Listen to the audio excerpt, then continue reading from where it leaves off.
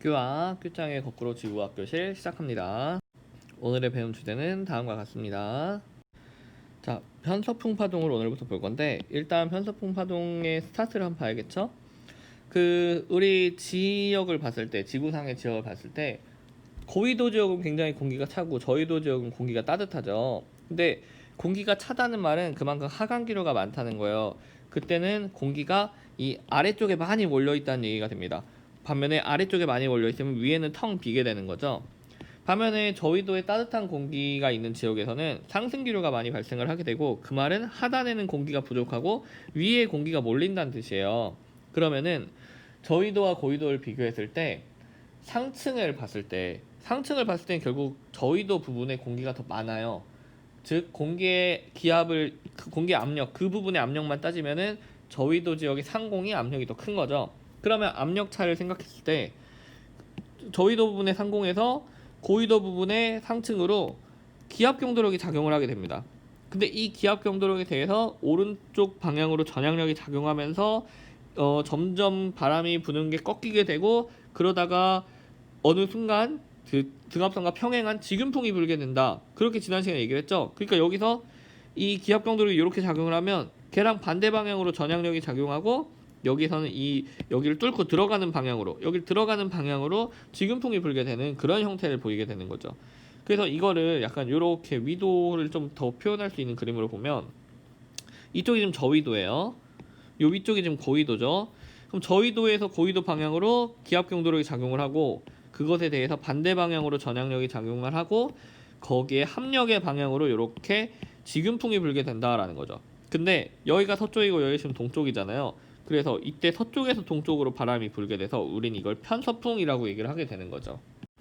근데 이렇게 불게 되는 편서풍은 그, 그 지상에서부터 점점 위로 올라갈수록 이 차이가 점점 커지게 돼요.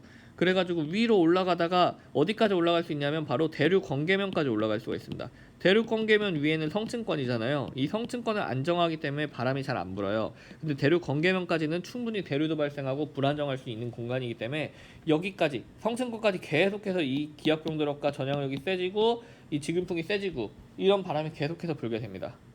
근데 이때 이 저위도의 따뜻한 공기와 이 고위도의 차가운 공기의 그 온도 차이와 지구 자전의 영향, 지구가 계속 돌잖아요. 그 자전의 영향으로 인해서 요 편서풍이 그냥 이렇게 직선으로 가다가 약간 파동의 형태로 이렇게 꺾이게 돼요. 이게 파동의 형태로 불게 됩니다.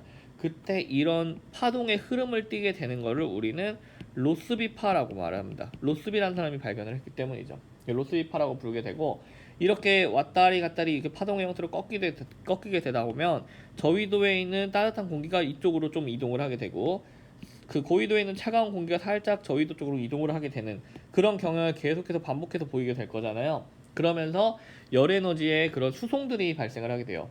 그러면서 위도별 에너지의 불균형을 계속 해소하는 그런 역할을 하게 되는 거죠.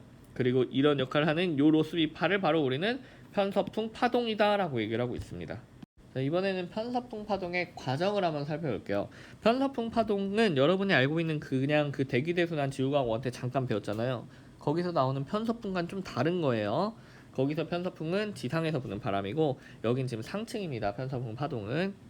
이 편서풍 파동이 과정을 보면은 아까 말했던 그런 지균풍이 이제 서쪽에서 부는 그런 편서풍의 형태로 지균풍이 불게 되는데, 이때 처음에는 그 파동이 그 로스비파가 그렇게 크지 않아요. 그런 파동의 진폭이 크지 않고, 처음에는 그렇게 안 크기 때문에 남북 간의 그런 열 에너지 수송이 거의 잘 안 일어납니다. 그러다 보면 남북 간의 기온차는 계속해서 커지게 되겠죠. 그렇게 기온차가 커지게 되면은 얘가 이제 슬슬 이 왔다리 갔다리 서로 이동을 시켜야 되기 때문에 이런 파동의 형태를 띠게 돼요. 점점. 그렇게 편서풍 파동이 발달을 하기 시작하다가 남북 방향으로 계속해서 이렇게 파동이 계속 일어나게 되면은 어쩌다 보니까 이런 파동에서 이렇게 튀어나온 부분, 얘네들이 똑 잘리게 되면서 그냥 단순히 얘가 저기압으로 그냥 이동을 하는 그런 경우들이 생기게 됩니다. 그래서 이렇게 되다가 얘가 똑 잘려서 최종적으로 이렇게 저기압이 떨어져 나가면서, 그러면 얘가 나가는 순간 갑자기 이만큼이 확 줄어버리겠죠. 그러면서 파동의 진폭은 다시 좁아지게 되고, 이때 이 떨어져 나온 이 저기압 덕분에 남북 간의 그런 열 에너지의 균형을 해소하게 된다라는 거죠. 어떻게 해소하는 거냐? 바로 지금 여기서 이 그림에서 떨어진 이 저기압은 이 찬 공기를 지금 아래로 이동시키는 거예요. 그죠? 근데 여기서는 안 나왔지만 여기 이 고기압 같은 경우에 지금 요 다그림의 고기압 같은 경우에 위로 이렇게 들어갈 수도 있겠죠. 그럼 따뜻한 공기를 위로 이동시키고 얘는 찬 공기를 지금 아래로 이동시키고 이렇게 서로 에너지 균형을 계속 해소하는 역할을 편서풍 파동이 하게 된다라는 얘기입니다. 자, 그런데 아까 편서풍 파동의 처음 과정을 얘기를 할 때 편서풍의 풍속이 그 대륙 건계면으로 올라갈수록 점점 풍속이 세진다고 했어요. 그러다 보면은 대륙 건계면 지금 여기 그림에서 여기 나타낸 건데 이 최고 상층부에서 편서풍이 굉장히 빠른 부분이 생길 거 아니에요.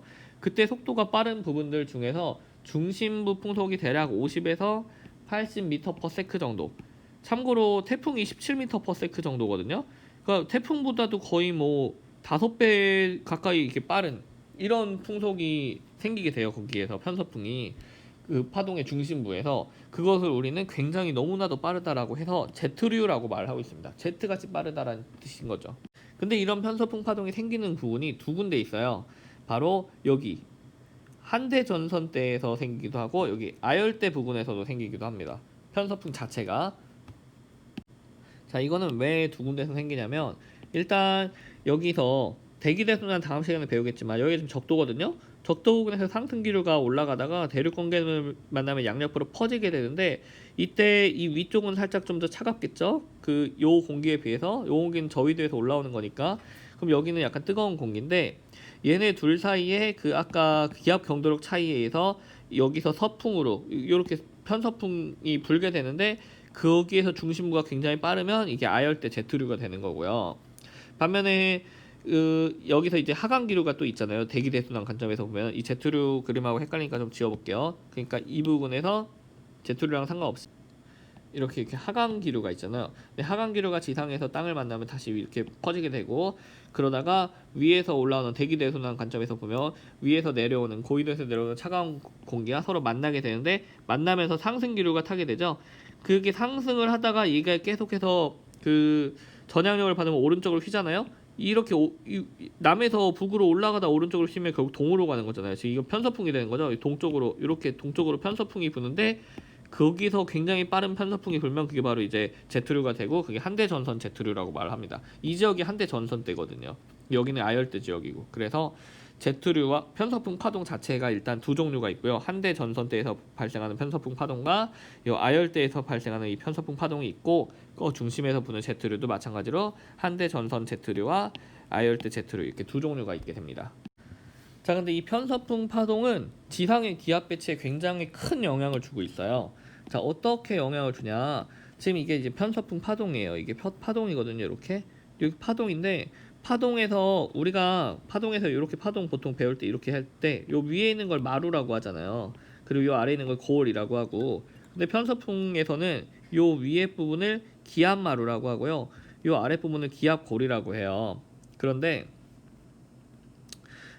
지금 얘 같은 경우에 요 기압 마루 부분에서는 바람이 이렇게 부는 거잖아요. 이렇게 곡선으로 이 경도풍이죠, 경도풍. 근데 이게 무슨 경도풍이냐? 바로 고기압성 경도풍이에요. 그죠? 왜냐? 이게 지금 시계 방향이잖아요. 반면에 기압골을 지나서 요 기압골을 지나는 요 부분 지금 반시계 방향이에요. 반시계 방향으로 경도풍이 불고 있는데 이거는 저기압성 경도풍이죠. 그죠? 지난 시간에 이제 바람의 종류 할 때 배웠을 겁니다. 그리고 이 중간 부분이라고 하면 여기겠죠, 여기. 여기에서는 거의 이렇게 평행하게 부는 직윤풍이 불게 되는 거죠. 자, 편서풍 파동에서는 결국에는 상층의 바람이기 때문에 고기압성 경도풍, 직윤풍, 저기압성 경도풍을 같이 동반하게 되는데 중요한 거는 지난 시간에 얘기를 할 때 고기압성 경도풍의 속력이 제일 빠르고 그 다음 직윤풍의 속력이고 그 다음 저기압성 경도풍의 속력이 제일 느리다라고 얘기를 했었어요. 그럼 고기압성 경도풍 속력이 빨라. 얘는 빨리 막 오고 싶은데 앞에 직윤풍이 느려. 그럼 여기가 점점 막히고 약간 자동차에서 앞에 차가 느리게 가면 뒤에 차가 빨리 오면 막히는 것처럼 여기가 점점 막히는 현상이 발생하겠죠. 지금 여기에 공기가 점점 모이게 돼요. 즉 수렴한다라고 우린 얘기를 하는데 여기에 점점 공기가 수렴을 하게 되면 그 공기들은 어딘가로 사라져야 돼요. 그 공기들이 어디로 사라지냐? 바로 갈 때는 아래밖에 없다. 그래서 하강을 하게 됩니다. 이때 하강 기류가 생기면서 이 지상에 고기압이 생기게 돼요. 자, 반면에 자 여기 지금 저기압성 경도풍이 있잖아요. 저기압성 경도풍 굉장히 느려요. 근데 이 앞에도 보면 여기 지균풍이 있어요. 앞에.